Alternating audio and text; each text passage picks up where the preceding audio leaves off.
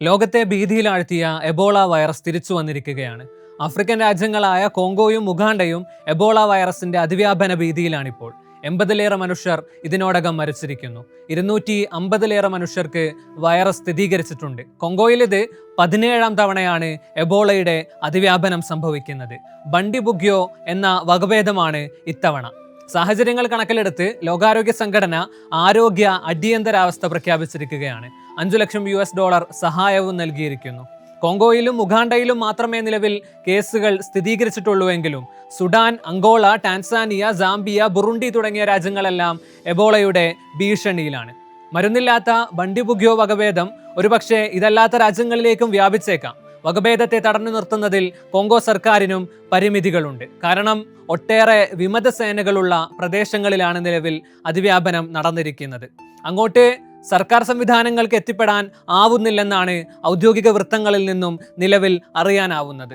എബോളയുടെ അതിവ്യാപനം ലോകത്തിന് തന്നെ ഭീഷണിയായി മാറുമോ? വിശദമായി തന്നെ പരിശോധിക്കാം. ഫാക്ട് ആൻഡ് ഫോക്കസിലേക്ക് സ്വാഗതം.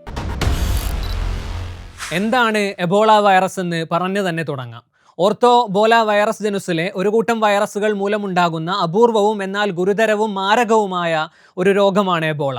എബോള ഒരു ജന്തുജന്യ രോഗമാണ്. അഥവാ പ്രാഥമികമായി പഴംതീനികളായ വവ്വാലുകളിൽ നിന്നാണ് വൈറസ് മനുഷ്യരിലേക്ക് എത്തുക.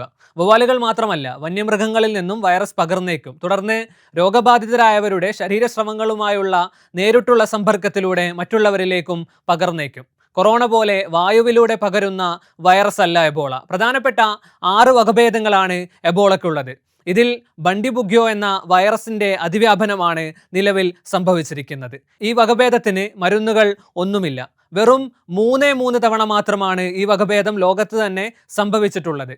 പനി, തൊണ്ടവേദന, തലവേദന, നിരന്തരമായ ക്ഷീണം, മസിലുകളുടെ വേദന എന്നിവയൊക്കെയാണ് പ്രാഥമികമായ ലക്ഷണങ്ങൾ. 2 മുതൽ 21 വരെ ദിവസങ്ങൾ എടുത്തേക്കും പ്രാഥമിക അടയാളങ്ങൾ വെളിവാകാൻ. തുടർന്ന് പനി ശക്തിപ്പെടുകയും വിട്ടുമാറാത്ത ഛർദിലും കിഡ്നി, ലിവർ തുടങ്ങിയ അവയവങ്ങൾ പരാജയപ്പെടുന്നതും ശരീരത്തിൽ വൈറസ് സൃഷ്ടിക്കുന്ന ഭീകര പ്രതികരണങ്ങളാണ്. 25 മുതൽ 90% വരെയാണ് മരണനിരക്ക്. കോങ്കോയുടെ ഇതുര പ്രവിശ്യയിലാണ് നിലവിൽ അതിവ്യാപനം സംഭവിച്ചിരിക്കുന്നത്. സാഹചര്യങ്ങൾ കണക്കിലെടുത്ത് ലോകാരോഗ്യ സംഘടന ആരോഗ്യ അടിയന്തരാവസ്ഥ പ്രഖ്യാപിച്ചിരിക്കുകയാണ്. അതിർത്തികൾ അടച്ചിടാനും വ്യാപനം തടയാനുള്ള മാർഗങ്ങൾ സ്വീകരിക്കാനും നിലവിൽ നിർദ്ദേശമുണ്ട്. അതിവ്യാപനം തടയാനായി സാമ്പത്തിക സഹായവും നൽകിയിട്ടുണ്ട്. അതിവ്യാപനം സംഭവിച്ച സാഹചര്യത്തിൽ ഒട്ടേറെ ആഫ്രിക്കൻ രാജ്യങ്ങൾ നിലവിൽ ഭീതിയിലാണ്.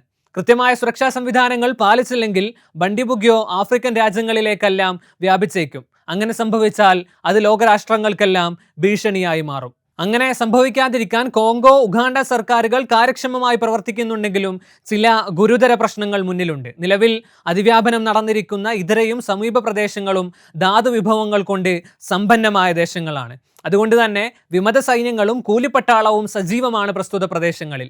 ഈ കാരണങ്ങൾ കൊണ്ട് കോങ്കോ സർക്കാരിന് വേണ്ട വിധത്തിലുള്ള ഇടപെടലുകൾ പ്രസ്തുത പ്രദേശങ്ങളിൽ നടത്താൻ സാധിക്കുന്നില്ലെന്നാണ് കോങ്കോ ആരോഗ്യമന്ത്രി സാമുവൽ കമ്പ പറയുന്നത്.